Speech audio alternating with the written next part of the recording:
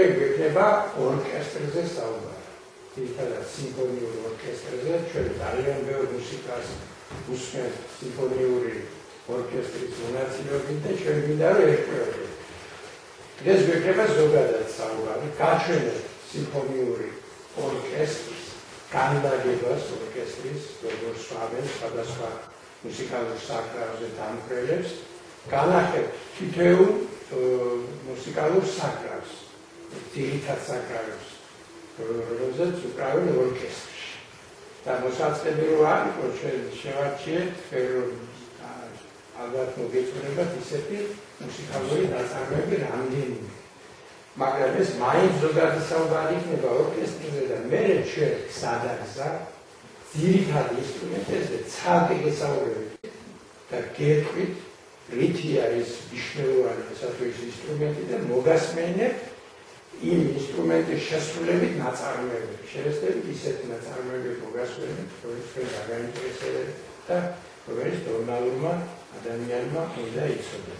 შეიძლება ბავშვებო, გამხელა ორგანიზმია ორკესტრი. უბრალოდ ერთი რა არის ორკესტრი? ორკესტრი არის ფრანგული სიტყვა და ნიშნავს კოლექტივს, სიტყვას.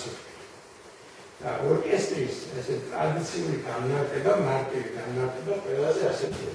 ეს არის ჯგუფი ადამიანებისა, რომლებიც უკრავენ მუსიკალურ, ცალკეულ მუსიკალურ საკრავებზე მუსიკას, რომელიც სპეციალურად ორკესტრისათვის არის დაწერილი.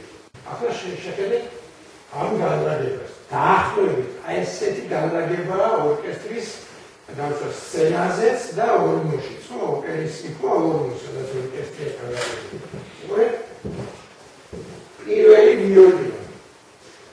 პირველი ვიოლინოები უკვე რამდენია 20.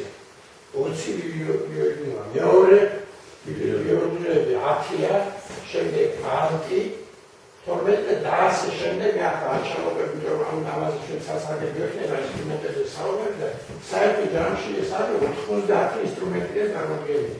ახლა წარმოიდგინეთ 90 ინსტრუმენტი რომ ბუბნებს, აზრები გეუბნებოდა თქვენ რამდენიმეჯერ იქნება რომ ოპერის წინ ორმოში აი ეს ამხელა ორკესტრი ბუბნებს მომღერალი დგას ყოველგვარი მიკროფონის გარეშე ღერის და მთელს დარბაზს ესმის მისი ხმა. და ამხელა მისია მაუნდა კომპიუტერ და ამხელა მისია აკისტრია ოპერის მომღერალს. ახლა მაგრამ გურას თვითონში ასე არ არის. ყველა სიმფონიის დროს 90 ინსტრუმენტი არ არის სცენაზე. შეიძლება იყოს მე გაჩვენეთ ახლა ვარიანტებს განლაგება 70 ნაკლებიც შეიძლება იყოს ეს გააჩნია კომპოზიტორმა რა დაწერა, რა შესთავაზა სიმფონიური მუსიკის სახით ორკესტრი. იმის მიხედვით შეიძლება იყოს ამათი რაოდენობა, ხო ყურე. ზოგჯერ არის ფორტეპიანო საერთოდ არ არის. ან ქსილოფონი, ან რაღაც ზოგიერთი ინსტრუმენტები საერთოდ არ არის, იმიტომ რომ კომპოზიტორმა არ გამოიყენა ის თავისი წარმოების შექმნის დროს. შემადგენლობის მიხედვით ორკესტრი იყოფა რამდენიმე ჯგუფად.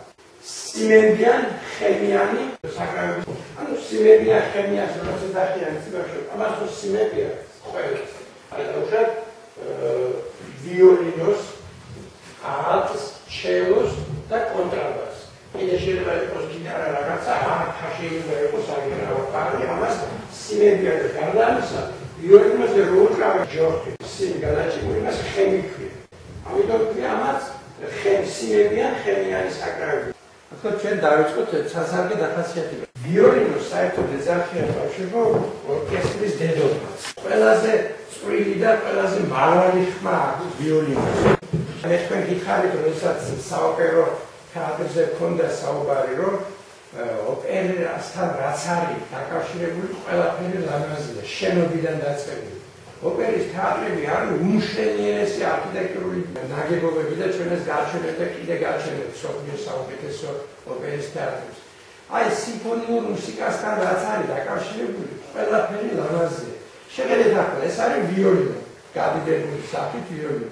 განა არ არის ეს ხმას გავალებოთ არის, თვითონ თავისთავად ვიზუალურად ინსტრუმენტი თუ არ ლამაზია. ვიოლინოზე ჩვენ კიდე გვექნება საუბარი, ბევრ ამის მოგასმენია და ახლა ეს არის ორკესტრის დედოფალი და რაღაც განსაკუთრებული ხმოვანების, არა მე ერთ პატარა ნაწყვეტს მოგასმენინებ.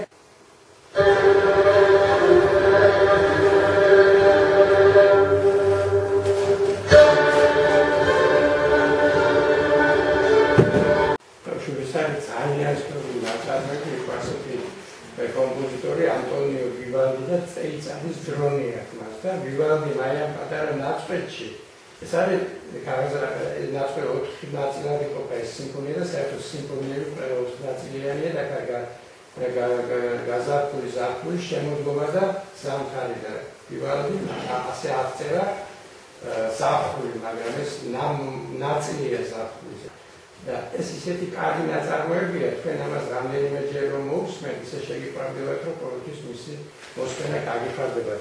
ახლა გამოკვეთილად კი იყო, მაგრამ რამდენიმე წამით მომისმინოთ ყველაზე ცნობილი ადამიანი იყო ასეთი მევიოლინე ნიკოლო პაგანინი, თვითონაც უკრავდა ის ძალიან ცნობილი მას აქვს კაპრისები 21 ალბომი კაპრისი და ერთ-ერთ მოგასმენეთ და მარტო ვიოლინის ხმადა ცოტა ხანი მოусმინოთ.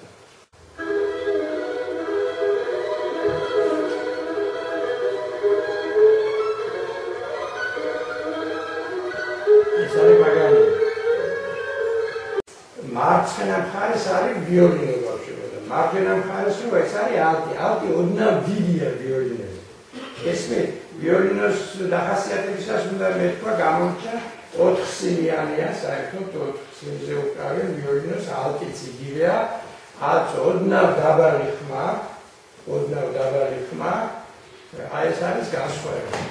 ანუ მეორე პირველი ხმა ყოა, თორემ კაბონის პირველი ხმა ყოა კაპუსის ვერას მეორე ხმა ხო?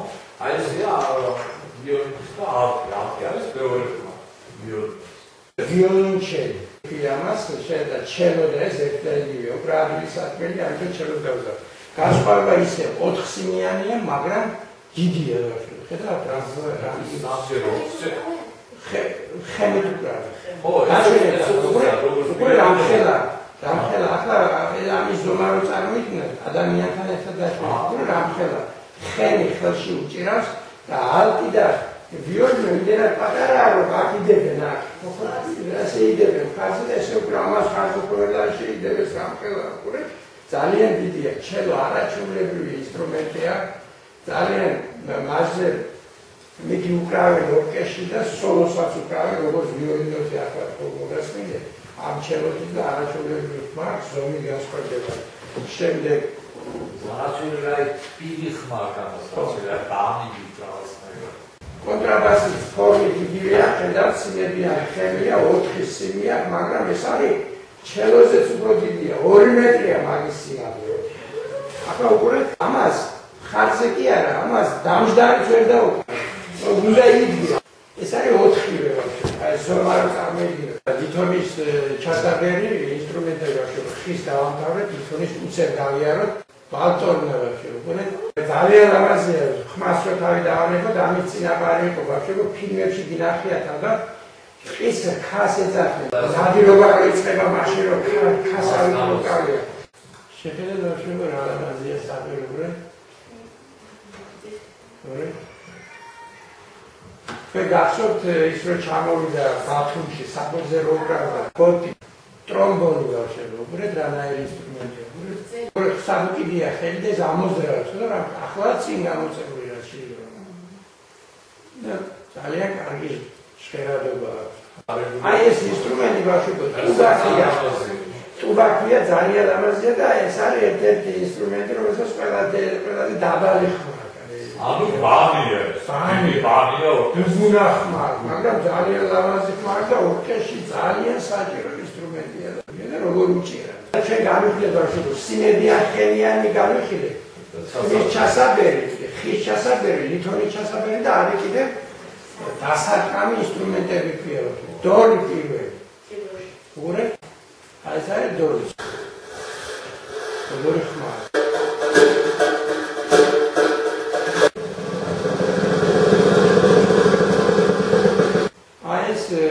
საესტრადო ორკესტრის დროს იყენებენ ამ ინსტრუმენტებს. ეს სიმფონიური მუსიკის დროს ასეთი რამე არ არის. თებშები ბავშვები, აი ეს არის თებშები, ხედავთ? აი ეს ესე უკავია ხელში და ესე უხამენ და გასაოცარი ხმა ამას და ჩვენ მოგიტანთ მერე მუსიკას, სადაც აი ამ თებშებს უკავენ, მაგრამ აი აქ მაინც ნახოთ ეს საესტრადო იმაში როგორ ისმებიან.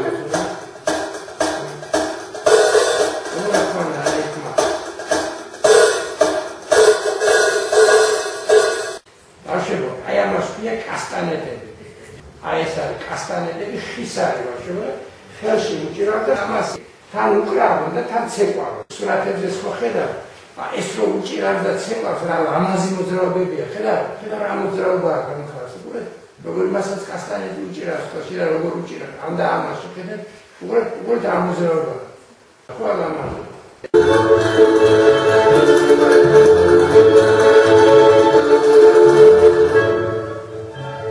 როგორ უჭირავს, ორივე ხელში უჭირავს, თან ცეკვავს. ეს ვიოლინო, ეს ალტი და ცოტა დიდია. აი ეს არის ინსტრუმენტი, რომელიც მე ძალიან მიყვარს, გიტარები ქვია ბავშვებო. ეს არის სამი ზომის პატარა, საშუალო და დიდი მეგონი, ეს არის საშუალო ზომის. ამას რას იზახიან, იცით ბავშვებო, ეს არის ფაქტიურად დიდი ქვაბი, რომელზეც არის გადააკრული ტყავი. უკრავენ ჯოხები, რომელზედაც არის ქეჩა ბავშვებო. რამდენიმე წამია, მაგრამ უსმენ როგორი ხმა, რომელსაც კონცერტის დასაწყისი. ფორტეპიანო არ არის თვარის სონატა ცნობილი.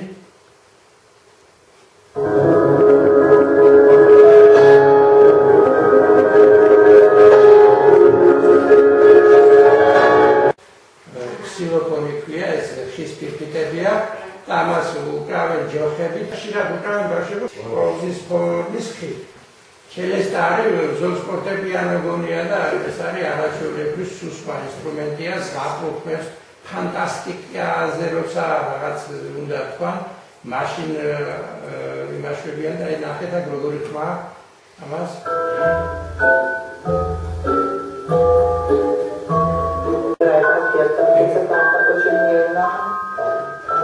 არის ესეთი ფილმი, პენიასაკის ვიყავი რომ ნახე. ამერიკის ერთ-ერთ პროვინციულ სკოლაში ჩადის ახალგაზრდა მასწავლებელი. შედის პენიასაკის ბავშვები და ეს კლასში შედის. რომელიღაც კი ამისადებს. იმდენად ჩამორჩენილია ეს სოფელი, რომ მასწავლებელი ეკითხება, თქვენ რომ ცხოვრობთ ოკეანის სანაპიროზე, იმ ოკეანის ნახევარზე და არ იცი. აი ეს ახალგაზრდა მასწავლებელი შედის პირსაკრავი შეაქვს ამ სკოლაში, მიაქვს ბეთჰოვენის მეხუთე სიმფონია და ეუბნება ბავშვებს. ადამიანი რო ხდება, დინახავთ, ხო? ქრისტიან ასაკის ადამიანები რას ნახავს, სიკვდილი რა არის, ყველამის ხო? აი ახლა წარმოიდგინეთ, რომ ხარ ოთახში და სიკვდილმა მოგიყაყნა კარებზე. ეს ბავშვები გამაცდებით უსმენენ და ამასობაში დადებს. კირპიტაზე ნევს შეახებს კირპიტას და იწყება ბეთჰოვენის მეხუთე სიმფონია, რომელსაც ბეთჰოვენის სიკვდილის კაბუნია ვინს. ეს თობილია როგორც ბედის წერის კაბუნი. სიკვდილი რომ მოგიკაბუნებს და ახლობით ამის განცდა უნდა მოხსესო არ უნდა და დადევს ამას ამ კირპიტას. ამ სიმფონიის წყარო წამოვა დააკაბუნაო მასწავლებელი და მასწავლებელი წამოძახებს დააკაბუნაო. ხო, შემდეგ მუსიკა გრძელდება და შემოვიდა და ბავშვები ხედავთ და ერთი